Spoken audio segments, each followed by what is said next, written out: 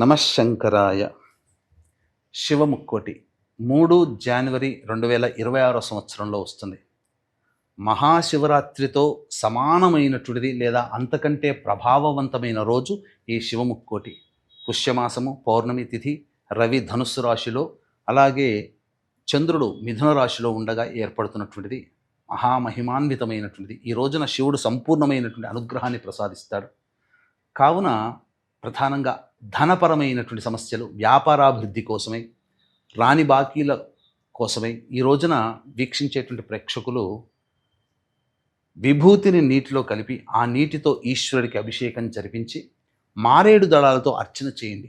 ఒక్క మారేడు దళం పెడితేనే 1,00,000 బంగారు పువ్వులతో అర్చన చేసిన పుణ్య ఫలితం కలుగుతుందట. అది శివపురాణాంతర్గతంగా చెప్పబడి ఉంది.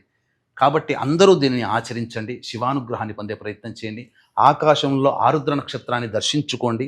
అలాగే ఈ యొక్క 2026 సంవత్సరం అంతా కూడా మీకు అన్ని విధాలుగా నవగ్రహాలు సంపూర్ణంగా అనుకూలించాలనే సదుద్దేశంతో శ్రీశైలంలో కానీ, శ్రీకాళహస్తి క్షేత్రంలో కానీ సర్వదోష నివారణ పూజలు హోమాలలో భాగంగా నవగ్రహ పాశుపత మంత్ర హోమము, ఆరోగ్యం కోసం మృత్యుంజయ హోమము, దాంపత్య సమస్యలు, వివాహ సమస్యల కోసమే హోమాది కార్యక్రమాలు, ఇలా నరదృష్టి, శత్రుబాధ నివారణకి సుదర్శన మూలమంత్ర హోమాదులు జరిపించి శక్తిపాతం చేసినటువంటి కరుంగలి మాల ఇవ్వడం జరుగుతుంది.